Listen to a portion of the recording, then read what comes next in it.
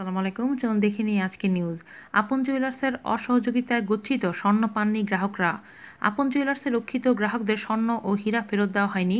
এই প্রতিষ্ঠানের 5টি শাখা থেকে শুল্ক গোয়েন্দা ও তদন্ত অধিদপ্তর 13.5 মণ স্বর্ণ ও প্রায় আধা কেজি ডায়মন্ড জব্দের পর সেগুলো প্রকৃত মালিকদের ফেরত দেওয়ার জন্য অনুরোধ জানায় প্রতিষ্ঠানটির মালিকপক্ষ। এ ব্যাপারে শুল্ক গোয়েন্দা পদক্ষেপ নিলেও কোনো উদ্যোগ নেয়নি তারা। তাদের আবেদন অনুযায়ী গত 18 মে তারিখে প্রকৃত মালিক বা গ্রাহকদের বৈধ কাগজপত্র সহ তালিকা দিয়ে নিজেদের জিম্মায় নেওয়ার সুযোগ দেওয়া হয়। এই তালিকা অনুযায়ী রোববার শুল্ক গোয়েন্দার উপস্থিতিতে ওই সব মালামাল প্রকৃত মালিকদের বুঝিয়ে দেওয়ার কথা ছিল, কিন্তু জুয়েলার্সটির মালিকপক্ষ বৈধ কাগজপত্র তালিকা না দেখায় তারা তা ফেরত দেওয়া সম্ভব হয়নি। শুল্ক গোয়েন্দা বলছেন, আপন জুয়েলার্সে অক্ষত অবস্থায় রক্ষিত স্বর্ণ প্রতিষ্ঠান কর্তৃপক্ষের অসহযোগিতার কারণে প্রকৃত গ্রাহকদের অনুকূলে ফেরতের পূর্বনির্ধারিত এই সময় স্থগিত করা হয়েছে। একই সঙ্গে কাগজপত্র বুঝে নিতে সময় বৃদ্ধি করা হয়েছে। নতুন এই নির্ধারিত সময় আগামী 25শে মে। এ ব্যাপারে রোববারই শুল্ক গোয়েন্দার পক্ষ থেকে আপন জুয়েলার্সকে একটি চিঠি দেওয়া হয়েছে।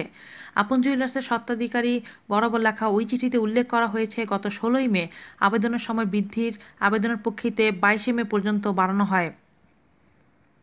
একই সঙ্গে 23শে মে দুপুর 2টায় শুনানির পুনঃতারিখ নির্ধারণ করা হয়। এছাড়া প্রতিষ্ঠানটির কর্ণধারকে উদ্দেশ্য করে শুল্ক গোয়েন্দার লেখা গতকালের চিঠিতে বলা হয়, বিভিন্ন শ্রেণীর স্বর্ণ ডায়মন্ড প্রকৃত মালিকের অনুকূলে ফেরত দেওয়ার জন্য আপনার পক্ষ থেকে অনুরোধ জানানো হয়েছে।